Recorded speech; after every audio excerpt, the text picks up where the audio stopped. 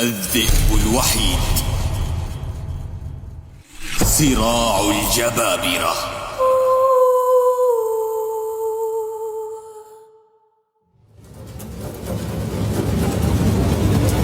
تخيل معي أيها الفتى الكيرلي أن اللي جاي ليست قصة عادية، دي رحلة نار وسط الثلوج، فيها مقاتلين بقلوب وحوش وخطر يطارد كل خطوة. رجل واحد بماض غامض وقوة مرعبة هيقلب الموازين ويشعل الأرض تحت أقدامهم. استعد لأن المعركة قد بدأت، والوحش جوا كل واحد فينا مستني اللحظة اللي يخرج فيها. أعزائي عزيزاتي، أهلا أهلا أهلا، دعونا نرى ما الذي جرى. تبدأ الحكاية وسط الثلج والجو البارد، وبنشوف شابين ولد وبنت في رحلة لتسلق الجبل، وفجأة بيسمعوا صوت رصاصة. بيروحوا ناحية الصوت وهناك بيلاقوا الدب عملاق بيقرب منهم، والاتنين بيتجمدوا حرفيا من الخوف ومش قادرين يتحركوا. تبا يا له من ذهول. لكن فجأة بيظهر راجل غريب شكله قوي، ومرة واحدة بيقف قدامهم وبيتصدى لهجوم الدب بضربة قوية برجله. بيقول للاتنين انهم يجروا بسرعة، وبعد شوية الشرطة بتوصل وبتنقذهم، ولكن الراجل اللي انقذهم بيختفي ومحدش عارف عنه اي حاجة. كل اللي عرفوه انه كان عايش في كوخ قريب من الغابة بقاله سنة، وبيساعد متسلقي الجبال في شيل الشنط والادوات بتاعتهم. ساعتها المحقق اللي بيتابع القضيه بيسترجع كلام الشابين، وبيكتشف ان الراجل ده استخدم حركه جودو ضد الدب ووقعه على الارض، وكان في كاميرا مع البنت وقدرت تصور الجزء اللي حصل. وقتها المحقق بيكون شايل دفتر فيه صور للراجل الغامض ده، بيقول انه شاكك ان الشخص ده هو جوزو فوجي ماكي. يا ترى ما هي هويه هذا الرجل؟ بعدين بيكملوا التحقيق وبيوصل لشجره فيها بقع الدم، فبيطلب من الفريق انه يحلل DNA للدم ده عشان يتاكد لو هو جوزو فعلا ولا لا. بيبص حوالين المكان، ومره واحده بيلاقي الدب مدفون نصه في التلج وفكه مكسور وعظمه باين عليه الضعف، فبيتاكد ان الراجل اللي ساكن جوه الكوخ ده هو قاتل الدب، وباحترافيه مش موجوده غير في مكان واحد بس، مدرسه شينو للكاراتيه اللي بيتدرب على النوع ده من الفنون القتاليه. بعد كده بنشوف جوزو فوجي ماكي هو في المدرسه دي وسط ناس كتير جدا عاطلين بيدوروا على شغل، وبيقابل شويه بلطجيه من المنطقه، وواحد منهم بيقول له انه اتقبل في شغلانه جمع القمامه، بس قبل ما يبدا لازم يعمل كشف طبي. ساعتها جوزو بيروح يعمل الكشف، والدكتور بيتفاجئ ان جسمه بيتشفي بسرعه غريبه جدا. ولما ساله عن اللي حصل مع الدب، جوزو قال له انه ما كانش قتال عادل، لان الدب اصلا كان مصاب، بس الدكتور قال له ان الحيوانات المصابه اخطر بكتير من السليمه. وفجاه وقت الكشف بيخش عليهم شخص وبيقطع الكلام بينهم، وبيكون الراجل ده زعيم عصابه كبيره وكمان شغال معاه نقيب شرطه، وبيعرفوا انه عارف عنه كل شيء وكمان الرقيب، وسايبينه بمزاجهم لانهم محتاجينه في شغلانه. بس جوزو بيقول له انه بطل يقاتل البشر. وقتها زعيم العصابه بيتصدم منه، لكن الدكتور اتدخل وقال للزعيم هو مش قصده انه يرفض طلبكم، لكنه عاوز فتره عشان يخف مش اكتر. ولما بيمشي الزعيم وبعد ما بيخلص الكشف، الدكتور بص لجوزو وقال له خلي بالك من نفسك يا جوزو، لو قدرت تهرب من الزعيم ورجالته مش هتعرف تهرب من الشرطه والنقيب. وبيمشي جوزو وبيعرف من واحد شغال معاه ان الزعيم بيجمع اقوى مقاتلين عشان يدخلهم عالم الجريمه ويبقوا حراس لتجاره المخدرات. الدنيا بتولع، يا له من دمار بالنار. وهو ماشي في الشارع بيقابل شاب غريب اسمه تامبا، فبيساله عن مدرسه شينو للكاراتيه، وجوزو بيدله عليها. وفجاه تامبا بيبص له كده وبيقول له انت مش مشترك في المدرسه ليه؟ جسمك باين عليه قوي جدا وانت لازم تلعب كاراتيه. لكن جوزو بيرد بكل هدوء انا مش بحب اقاتل حد. وبعدها تامبا بيروح المدرسه وبيسال عن المعلم شينو، بس بيقابله مساعده اللي بيقول له انه مش موجود. وهنا المفاجاه، تامبا بيقول بكل ثقه انا جاي اقاتلكم، وبيهاجم المساعد بضربه قاتله بوم. وفي الوقت ده في مركز الشرطه بتعلق صوره جوزو ورصدين عليه جايزه كبيره للي يدلهم على مكانه. واخيرا بتحليل DNA اتاكدوا ان جوزو هو القاتل اللي هرب من 7 سنين. ساعتها كان جوزو راجع لبيته، لكن بيلاقي بلطجيه مستنيينه وبيهجموا عليه وبيضربوه. هو ما بيقاومش ولا حتى بيرد، بس من بعيد تامبا بيظهر وبيتدخل وينقذه منهم. ساعتها تامبا بيبقى مش مصدق ازاي واحد بقوتك كده يسيبهم يضربوه بالشكل ده، ازاي كده وانت جواك الوحش المستذئب ده يا جوزو. بيحاول يخرج لانه متحمس يقاتل، بس جوزو بيأيده بيحاول يسيطر عليه. ساعتها تامبا بيحاول يستفز جوزو وقال له تعالى نقتل بعض، بس لما شاف جروحه قال له مش هينفع، انت متبهدل خالص ومش هتبقى عدوي في الحاله دي. بيمشي كل واحد منهم في طريق، وبعدين بنشوف بنت صغيره بتكسر بيت الزعيم بالطوب وبتطلع تهرب من رجاله العصابه، وجوزو كالعاده بيظهر في الوقت الصح وبيخبيها في محل مقفول، وبيسالها انت عملتي كده ليه؟ بترد عليه وهي متضايقه بتقول له بسبب بابا اللي مصر يشارك في بطوله الكاراتيه ومش قادر يتحمل انه ما بقاش زي زمان، خصوصا بعد ما خسر اخر بطوله ليه، والخساره دي مأثره عليه جدا وعايز يرجع ويشارك في البطوله اللي جايه. وسط الكلام ده بيعرف ان تشيزاكي اللي قابلها هي بنت المعلم شينو، وساعتها بيبدا الفضول يقتله وبيسالها مين اللي قدر يهزم المعلم شينو في نص نهائي البطوله. ساعتها البنت قالت له اسم المقاتل، بس جوزو ما كانش عارفه واستغرب في ذهول لان صعب حد يهزم المعلم شينو، وقعد يفكر يا اما الراجل ده قوي جدا يا اما شينو كان لسه متاثر بالقتال اللي فات. وقتها البنت حكت له ان والدها اتغير بعد البطوله دي وبقى شخص تاني تماما، لدرجه ان رجاله الزعيم بقوا بيحاولوا يستفزوه عشان يرجع للقتال ويسحبوه لطريق مظلم، حتى انهم سموا وسموه بالوحش الجائع. ساعتها جوزو رد وقال لها ان الفنون القتاليه مش عشان نضرب بعض وخلاص، دي وسيله عشان يتحكم في الوحش اللي جوانا، عشان نخرجه الاول بعد كده نروضه. وحاول يطمنها ان شينو يقدر يرجع يتحكم في نفسه تاني. تاني يوم جوزو شاف رجاله الزعيم بيخطفوا تشيزاكي وحطوها في عربيه وطلعوا بيها على الغابه، وبعدين كلموا والدها عشان يهددوه ويعرفوا مكانته، لكن جوزو اتحرك بسرعه وراح على الغابه، وقبل ما يمدوا ايدهم عليها كان هو هناك وقاتلهم كلهم بنار ودمار وانقذ تشيزاكي. بعدها شينو وصل وتشيزاكي حكت له ان جوزو هو اللي انقذها، وبكل ذهول طلب منها ترجع على البيت، وبص لجوزو وقال له تحداني في قتال.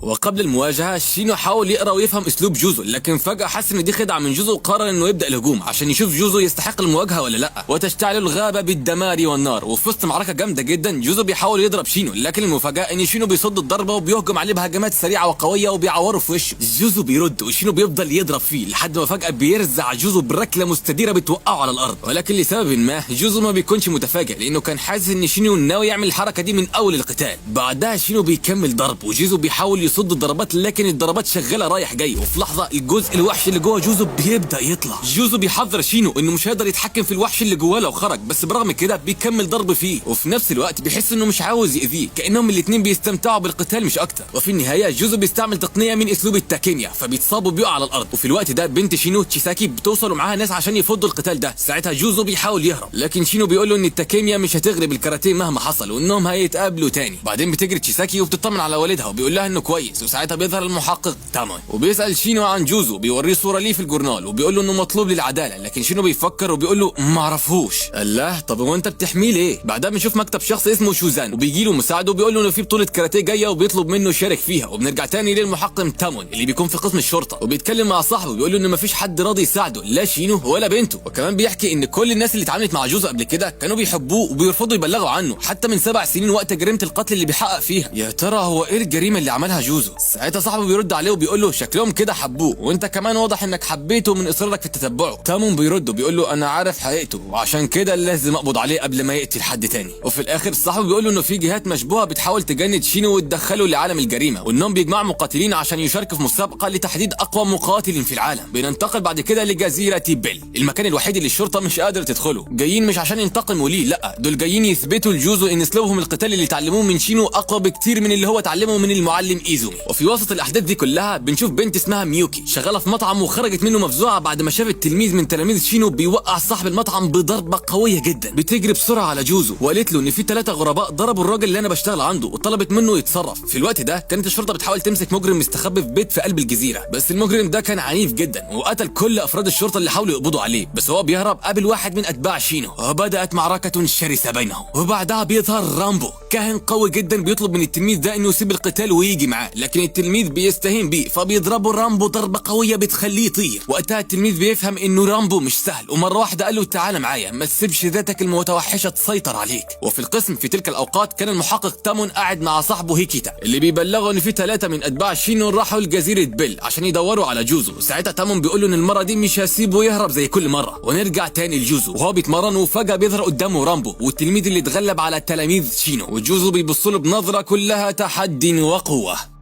بعدين بنروح لجوزو اللي كان بيتمرن لوحده في الغابه وفجاه بتظهر ميوكي صاحبتنا القديمه من 4 سنين وبتقدم له الاكل، وبيرجع بينا الزمن لفلاش باك قديم. بنشوف اول لقاء ليهم في بار كانت بتشتغل فيه لما انقذها من زبون كان بيضايقها، وساعتها سالها عن مكان المعلم رامبو ومن وقتها بقوا اصدقاء. وبس كده ونطير بعد كده للمحقق تامون وهو راكب طياره رايح على جزيره بيل، وبيفتكر اول لقاء بينه وبين جوزو في صاله التدريب لما طلب جوزو منه يتبارز معاه وهزمه بقوه. الذكرى دي خلت تامون يتعصب ويحلف انه هيقبض عليه باي طريقه. ومن ناحيه اخرى بنشوف هيميكاوا مساعد شوزان وهو رايح لبيت المعلم ايزومي وبيقابل بنته سايكو. ساعتها هيميكاوا بيبلغ ايزومي ان جوزو هزم المعلم شينو وان في شخص اسمه تامبا هزم مساعده. ساعتها ايزومي قال له ان تامبا باعت له دعوه للمواجهه، فهيميكاوا بيطلب من ايزومي ينضم لمسابقه ضخمه في الفنون القتاليه لاختيار اقوى مقاتل في العالم. بعد ما اختاروا اقوى 3 مقاتلين وكان هو واحد منهم، ساعتها ايزومي بيوافق بس بشرط هيميكاوا يقعد معاه فتره ويتدرب تحت ايده. ثم نعود مره اخرى الى جوزو اللي بيتمرن بكل قوته وبيفتكر كلام سايكو زمان لما قالت له ان والدها طالب منها ترتبط باقوى مقاتل في العالم، ولو هو بقى الاقوى فهي مش هتعارض انها تكون مراته، وبيبقى واضح عليه انه مفتقدها. وفجأة بيظهر جوزيه الشاب المتوحش، وهو نفس المجرم اللي اتكلم عليه تلميذ رامبو. بيطلب منه يقتله عشان يشوفوا مين الوحش الحقيقي، لكن جوزو بيرفض وبيقول له انه قرر يبتعد عن القتل. ساعتها جوزيه بيبدأ يحكي له عن حياته الصعبة، وان امه ماتت وهو عنده 10 سنين، وابوه اللي كان ملاكم رباه وخلاه من اكبر المقاتلين وهو عنده 17 سنة بس. لكن حياته اتشقلبت لما ابوه اتقتل على ايد واحد، ومن ساعتها هو عايش في معاناة وما حاسش انه بخير الا لما قتل الراجل اللي قتل ابوه. بس الشرطة جت وحاولت تقبض عليه، وساعتها الوحش اللي جواه اتحرر وما خلاش حد منهم عايش. بيقول له انه لما بيغضب الوحش اللي جواه بيخرج وبيفقد السيطرة تماما.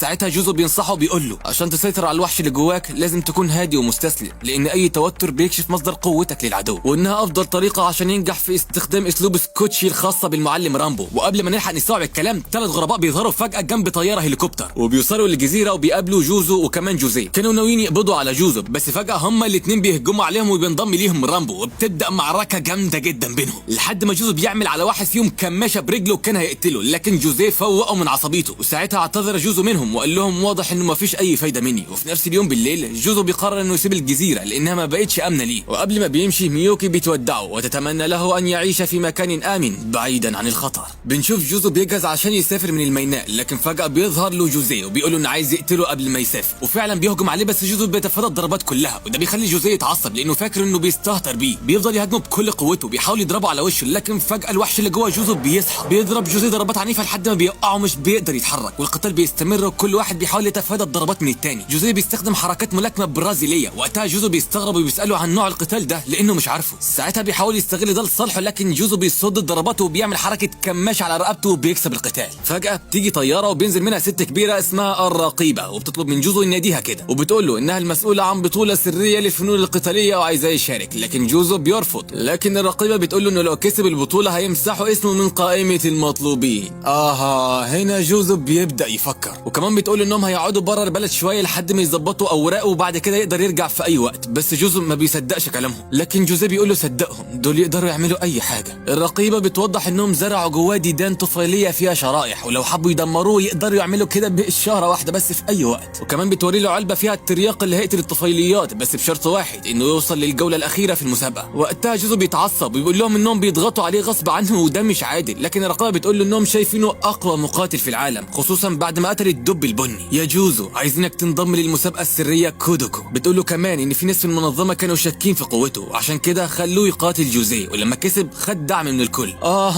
يعني كل دي كانت لعبة اصلا عشان تختبروا جوزو؟ المسابقة دي كلها مليانة وحوش زي جوزو، والناس دي مش فارقة معاهم يموتوا وهما بيقاتلوا. الرقابة بتقول له ان مبدأه مش هيتأثر لو ما كانش عايز يأذي حد، بس هو لازم يشارك. في الاخر جوزو بيوافق بس بشرط ما يقربوش لبنته تشينو ولا يزعجوهم تاني. ساعتها الرقيبة بتوافق وبتقول له انه محتاج يضم مستشار معاه. في اول جوزو رفض موضوع المستشار ده، وبيقول للرقيبة انه مفيش عنده حد بالمواصفات اللي هي طلبتها. وفي هذه اللحظة جوزيه بيطلب من جوزو انه ينضم ليه كمستشار، وبيقول له انه حابب يشوفه وهو بيقاتل في البطولة وعايز يكون قريب منه. جوزو وقتها بيقرب من جوزيه وبيعالجه من كسر دراعه، وبيوافق فعلا ينضم ليه ويكون مستشاره.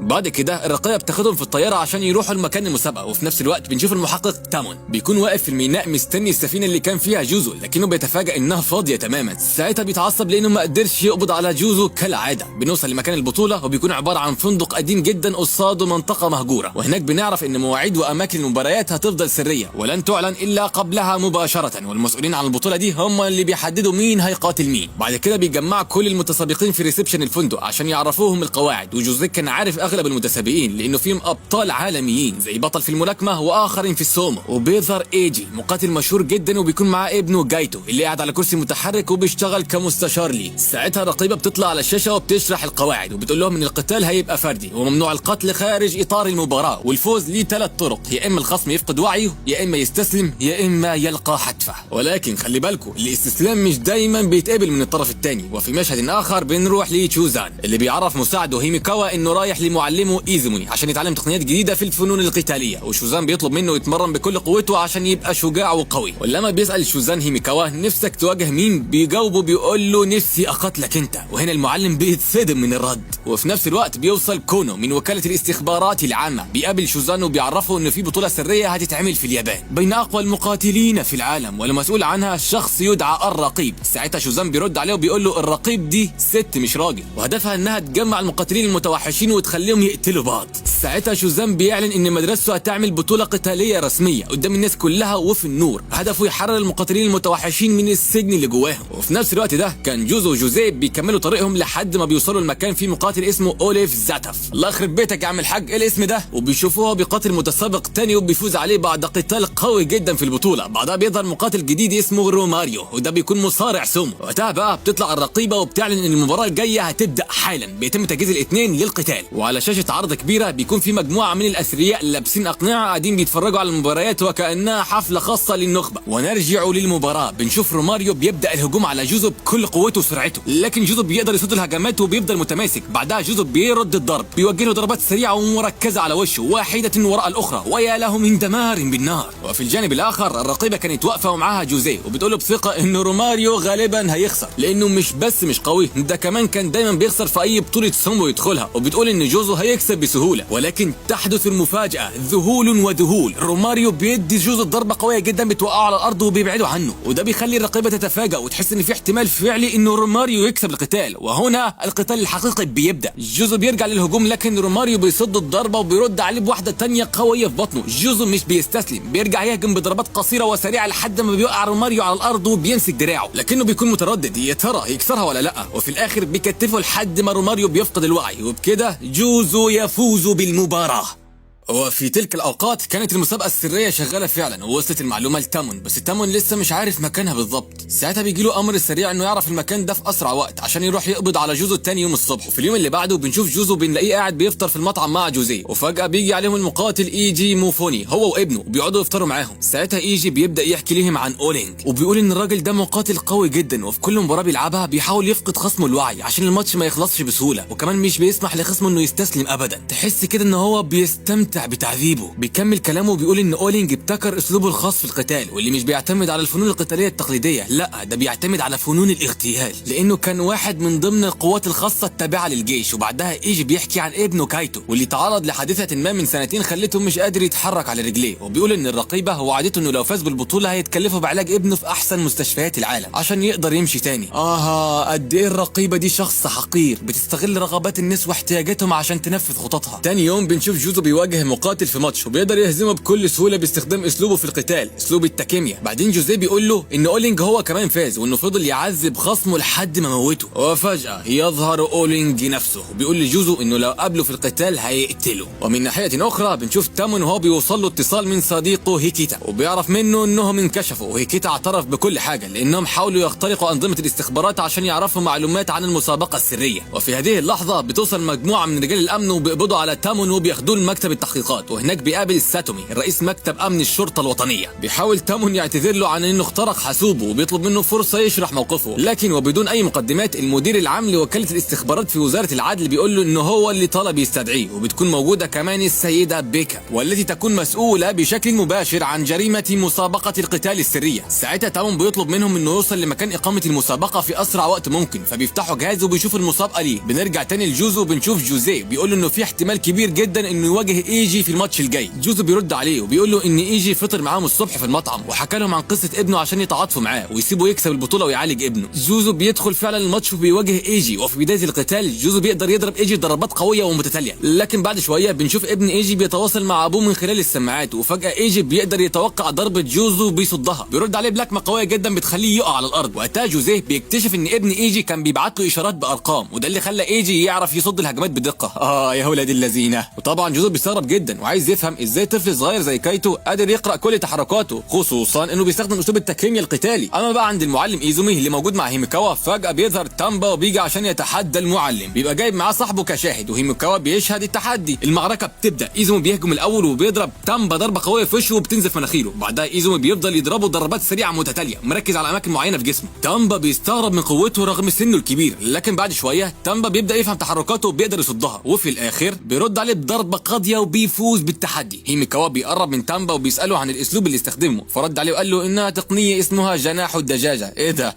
ايه يا عم الحاج ده؟ كل الهبه دي ويهزمك بجناح الفرخه؟ بعدها هيميكاوا بيروح يطمن على المعلم ايزومي وبيعرف انه فاقد الوعي بس هيقوم قريب. تامبا بيقول له هو انت ناوي تقاتلني زي ما معلمك حاول؟ هيميكاوا بيرد عليه بيقول له لا لا لا يا عم مش دلوقتي، لكن اوعدك ان احنا هنتقابل تاني، اشوفك بقى يا ابن العبيطه. نرجع للقتال تاني وجوزو بيحاول يفك شفره الارقام اللي كايتو بيقولها لابوه. في الوقت ده المحقق تامون بيكون بيتفرج على الماتش اثناء ما هو ماشي مع مجموعه من رجال الامن الوطني في اتجاه المكان السري اللي بتتعمل فيه المسابقه، وهدفهم انهم يكشفوا كل حاجه عن المنظومه اللي بتدير المسابقه دي. بيستمر القتال وبيفهم ايجي ان جوزو كان ناوي يكسر له دراعه عشان يخليه يستسلم، بس المفاجاه ان ايجي مش بيستسلم وبدا كده بيزقه ويديله الضربه في وشه. ساعتها جوزو بيرجع تاني للهجوم وبينفذ حركه قتاليه قويه جدا بيوقع بيها ايجي على الارض. ساعتها ايجي بيستسلم في اللحظه الاخيره وبكده جوزو يفوز بالمعركه.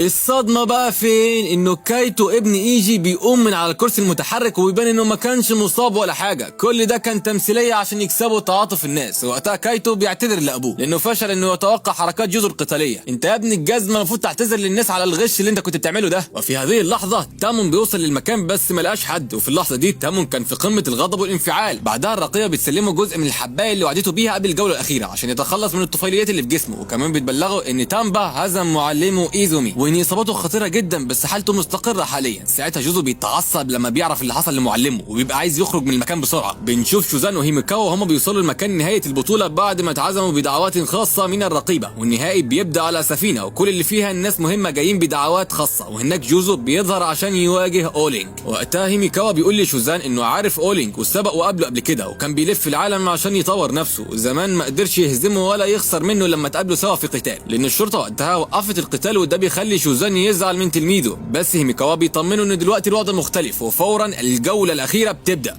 جوزو بيهجم على اولينج وبيحاول يكمش رقبته ويكسر دراعه، بس اولينج بيعدي الضربه بيقول ان كل الاساليب مسموحه في الجوله دي. ساعتها جوزو بيلاحظ ان اولينج بيحافظ على جسمه في وضع استرخاء عشان يقدر يهجم. هيميكاوا بيشرح ان دي تقنيه اخترعها اولينج بنفسه عشان يغلب بيها خصومه، وبنرجع للقتال. بيحصل اشتباك ناري، اولينج بيضرب جوزو ضربه قويه في وشه، بعدها ركله جامده جدا في بطنه. جوزو قبل ما يقع بيمسك دراع اولينج وبيحاول يكسره، بس اولينج بيفك الحركه وبيهجم عليه تاني، واستمر الحال وجوزو بيقع على الارض. بيفضل يضرب اولينج ضربات سريعه متتاليه في وشه لحد ما بينزف بشده، وبعدها يبدا في صد الضربات ويرد الهجوم. بيحاول يعمل عليه كمشه في رقبته بس اولينج بيقدر يصدها. وفي هذه اللحظه الشخصيه المتوحشه اللي جوه جوزو بتحاول تخرج، بيضرب اولينج ضربات عنيفه واولينج بيرد عليها هو كمان. مره واحده جوزو بيستعمل تقنيه الكمشه تاني وبيحاول يكسر دراع اولينج، وفي الاخر بينجح وهو بيكسب المعركه. نعم يفوز جوزو مره اخرى. اما بقى على جانب اخر شوزان بيطلب من هيميكاوا انه يخلي جوزو يشارك في المسابقه اللي ناويين يعملوها، وده لانه حاسس انه عنده رغبه يقتله بسبب قوته الكبيره. وبنرجع للرقيبه اللي بتبارك لجوزو على فوزه وبتقول له انها عندها عداله خاصه بيها وانه هيبقى حر وهتمسح اسمه من المطلوبين، وكمان هيخلوه يخرج بره البلد لحد ما اسمه يتشال من قائمه المطلوبين. بس جوزو بيرفض المفاجاه وبيقول لها انا مش هخرج من اليابان لانه عايز ينتقم لمعلمه من تامبا. يعني بعد كل ده يا جوزو؟ بعدها بنروح ننتقل لبيت السيد ايزومي، بنلاقي تامو هناك بيطمن عليه، وايزومي بيطمنه انه بخير وجسمه بدا يتعافى، وبيقول له ان مشكله اللي بيمارسوا الفنون القتاليه ان جسمهم بيخونهم لما يكبروا في السن، وانه عمره ما استخدم مهارته القتاليه غير في المسابقات. ساعتها تامون بيقول له ان بالرغم من المبدا ده فتلميذك جوزو استخدم اسلوب التاكيميا في قتل لص حاول يسرق بيته من 7 سنين ورماه على صخره وكسر دراعه. وقتها ايزومي بيرد عليه وبيقول له انه عنده حق وفعلا كان غلط ان جوزو يستخدم الاسلوب القتالي في الموقف ده. وبعد كده تامون بيساله عن تامبا اللي هزمه، فايزومي بيقول له ان هو اللي طلب يقابله عشان يساعده في بعض اساليب التاكيميا، وبيقول له ان تامبا شخص قوي وجه في الوقت المناسب قبل ما يفقد مهاراته. ساعتها تامون بيقول له ان جوزو لو عرف اللي حصل اكيد هيرجع عشان ينتقم لمعلمه، فايزومي بيرد بسرعه بيقول له انه مش عارف جوزو هيعمل ايه وبيغير الموضوع. في نفس الليله جوزو بيروح لبيت ايزومي وبيسلم عليه وبيساله عن اللي سمعه عن هزيمته من تامبا. ايزومي بياكد له انه فعلا اتهزم وان الهزيمه كانت مفيده وخلته يقرر انه يلغي اسلوب التاكيميا لانه بقى مش مناسب ومش متطور زي بقيه الاساليب. فبيرفض جوزو وبيشرح له ان اللي بيخترع اسلوب قتالي من حقه يلغيه في اي وقت وما ينفعش حد يورثه من غير اذنه عشان ده ممكن يعرضه للخطر. بعدها بيعرفوا ايزومي ان الاسلوب مش هيضيع وهيفضل موجود مع اللي اتعلموه. جوزو بيساله مين اللي ورثوا الاسلوب ده، فبيقول له شوزان وشاب تاني اسمه هيميكاوا واخر يدعى تامبا. بيقولوا انه هيعمل لهم اختبار عشان يشوف مدى استفادتهم من هذا الاسلوب. وقتها سايكو بنت ايزومي بتظهر ومعاها هيميكاوا، وجوزو بيفهم من نظراتهم وكلامهم انها بتحب هيميكاوا وده بيزعله جدا لانه هو كمان بيحبها. ساعتها سايكو بتساله انت رجعت ليه بعد ما هربت زمان، فبيردوا بيقولوا انه رجع عشان يعرف اذا كانت لسه بتحبه ولا لا. بس سايكو بتصدمه وبتقول له انها ارتبطت بهيميكاوا. يا بنت الواطيه. بيمشي جوزو من المكان وهو في قمه الغضب والزعل، بالفعل. بعد كده جوزو بيقابل تامبا بيقول له سمعت انك بتستخدم اسلوب التاكيميا القتالي ووريني قوتك. بيبدا بينهم قتال عنيف وكل واحد بيدي التاني ضربات قويه. جوزو بيوصل انه يصيب تامبا باصابات خطيره ويكسر له صباعه، لكن تامبا بيقول له ان القتال الحقيقي لسه ما بداش. بيهجم عليه من تاني باسلوب التاكيميا القتالي وبيقول له انه عايز يجرب اللي اتعلمه من المعلم ايزومي. وفي الوقت ده الشرطه بتكون جايه على المكان، فبيقرروا يوقفوا القتال مؤقتا ويتفقوا يقابلوا بعض في مكان تاني. تامبا بيكون مبسوط جدا من القتال اللي حصل. وفي ناحيه اخرى المحقق تامون بيظهر لجوزو وبيقول له اخيرا اتقابلنا يا جدع، ده انا بدور عليك من سنين. لكن جوزو بيقول له ان في شخص لازم يهزمه الاول وبعدين هيسلم نفسه. تامون بيرفض الكلام ده، بيقول له انا بدور عليك من 7 سنين، مش عشان قتلت اللص لا، لكن عشان يكمل القتال اللي بدأ بينهم زمان، وانه مش هيسيبه يمشي الا لو هزمه. الله، يعني انت كل ده عشان قتال وانا اللي فاكرك شريف يا جدع. فعلا بيبدأ القتال بين تامون وجوزو. تامون بيديله ضربات قويه جدا لدرجه ان الوحش اللي جوه جوزو بيحاول يخرج. جوزو بيهجم عليه ضربات عنيفه جدا وبيوقعه على الارض وبيهرب من المكان بسرعه. ساعتها تامون مش بيقدر يتحرك من قوه الضربه، وبنلاقي جوزيه راح يستخبى في بيت جاتو اللي عزمهم في المسابقه السريه. وبعدين بنروح لمنظمه المصارع الشرقيين للمحترفين، وهناك بيواجه تامبا خصم جديد اسمه جوهي واللي جاي من منظمه السيد شوزان، باعتينه عشان ينضم للمنظمه الشرقيه. والمعركه بتبدا وتامبا بيحس ان الوحش اللي جواه بيصحى وبيستعد يخرج، وفعلا بيهجم على جوهي وبيهزمه تماما. بعد كده بنروح لتامون اللي في المستشفى، وهناك بنعرف ان المعلم ايزومي علم كل من جوزو وهيميكاوا وشوزان تقنيه اسمها الكو، وهي تقنيه بتخلي الوحش الداخلي اللي جواهم يظهر، وده بيخص ال3 مقاتلين الاساسيين. بعد كده شوزان عرف ان تامبا قدر يغلب المقاتل اللي بعته له في المسابقه، وكمان عرف ان تامبا استخدم تقنيه الكو في قتاله، بالرغم من ان التقنيه دي قاتله ومختلفه عن اسلوب جوزو. تاني يوم الصبح المعلم ايزومي بيصحى وبيتوجه للمكان اللي هتتعمل فيه المسابقه في طوكيو. بيسال سايكو تتمني مين اللي يكسب، فبتقول له الاقوى. بعدين السيد شوزان بيعلن عن بدايه مسابقه هوكو شانكان في طوكيو، وبيقول ان المسابقه دي هتكون اقوى وافضل من اي مسابقه اتعملت في التاريخ. بتبدا المباراه والمتنافسين بيصعدوا للمراحل النهائيه، وجوزو موجود وكان بيراقب المقاتلين. هيميكاوا بيستخدم كل تقنيات الكو في مبارياته، بينجح بسرعه ويصعد للنهائي. بعدها جوزو بيخلص من المنافسين وبيطلع على الحلبه عشان يواجه هيميكاوا بنفسه. وقتها شوزان بيكون مبسوط جدا لانه شاف ان هيميكاوا وجوزو هم اقوى مقاتلين في العالم، وده خلى المسابقه هي الاقوى رسميا. ساعتها جوزو بيعرف نفسه باسلوب القتال وبيطلب يتحدى هيميكاوا في مباراه في الفنون القتاليه المختلفه، والجمهور كله متوتر من ظهور جوزو لانه هارب من الشرطه ومطلوب للعداله. ولكن شوزان بيبعد افراد الامن عنه وبيوافق ان هيميكاوا يتحدى جوزو. بعدين شوزان بيعلن ان المباراه النهائيه تاجلت بسبب اصابه احد المنافسين، وبدلها هتكون مباراه خاصه بين جوزو وهيميكاوا. الجماهير مش مصدقه ان اقوى مقاتلين في العالم هيتواجهوا مع بعض. وقتها قرب السيد ايزومي من الحلبه وبيقرب من جوزو وبيديله لبس التدريب بتاعه عشان يلعب. جوزو بيشكره على اهتمامه بيه. بعدين بنروح للمحقق تامون اللي عرف ان جوزو رجع يشارك في القتال، والمباراه بتتعرض قدام الجمهور والشاشات، وجوزو بدا يهاجم هيميكاوا وبيرد عليه ضربه قويه في وشه والجمهور متحمس. جوزو لاحظ ان هيميكاوا سريع وذكي، وهيميكاوا كمان لاول مره كان بيواجه اسلوب التاكيميا الحقيقي لجوزو اللي بيستخدمه بقوه والسرعه، وبيبقى مختلف عن اللي بيستخدمه ايزومي. المباراه تستمر وهيميكاوا بيرد بهجمات مضاده قويه. جوزو بيحاول يهاجم من تاني، لكن هيميكاوا بيصد ضرباته ووقعه على الارض. في الوقت ده الشرطه وصلت وطلبت تدخل عشان تمسك جوزو، لكن اتباع شوزان رفضوا يدخلوهم، وشوزان خرج لهم وشرح ان جوه الحلبه حوالي 30,000 متفرج والمباراه شغاله ومش هينفع يوقفوا المتعه عشان الشرطه تدخل. شوزان بيقول لهم انتوا لو حابين تدخلوا يبقوا لازم تواجهونا الاول. بعدها جالهم اتصال من الامن العام بيأمرهم يدعموا الشرطه ويسمحوا لهم بالدخول بعد نهايه المباراه عشان يمسكوا بالمجرم الهارب. ساعتها شوزان بيوافق على الكلام ده، والحلبة اشتعلت بدمار ونار. هيميكاوا بدأ يتعب بعد رمية قوية من جوزو، لكنه بيقدر يدافع ويضربه في دراعه. الدراع اليمين لجوزو بيتهز من كتر ضرباته، وكمان ركبة هيميكاوا مصابة. واخيرا جوزو بيهجم وبيستخدم تقنيات القوة، ولكن هيميكاوا بيرد بضربة قوية وقعته على الارض. الجمهور فاكر ان هيميكاوا كسب، وفجأة جوزو بيقوم وبيهاجم بكل قوته، يستخدم غريزتها القتالية، والاتنين بيضربوا بعض ضربات متتالية وسريعة، والجمهور في قمة المتعة والاستمتاع. وفجأة سايكو بتصرخ لجوزو عشان يكسب، وجوزو بيتفادى ضربة كانت ممكن تقتله. شوزان بيعرف ان جوزو استعمل تقنية ارخاء الجسم عشان يوقع هيميكاوا، وفي الاخر الاتنين بيقعوا مغمى عليهم، لكن هيميكاوا بيصحى هو الاول ويفوز بالمباراة. تبا يا لها من صدمة ويا له من ذهول وذهول. وقتها شوزان بيحيي هيميكاوا، وهيميكاوا بيحس انه كسب بالحظ لان المباراة كانت شديدة وقوية ضد خصم عنيد زي جوزو. وساعتها جوزو بيصحى وبيلاقي نفسه محاصر من الشرطة. وقتها شوزان بيقول لجوزو انه عنده حلم وعايزه يشتغل معاه، وبيقول له انه مستنيه بعد ما يخلص العقوبة، والجمهور كله بيهتف له. ومن ناحية أخرى نرى تامبا في مدينة نارا، بيكون عايز يعرف أكتر عن أسلوب التاكيميا القتالي عشان يواجه جوزو في المستقبل. وهنا أيها الفتى الكيرلي ينتهي طريق الذئب الوحيد. تذكر دوما أنه إن كان لنا بقاء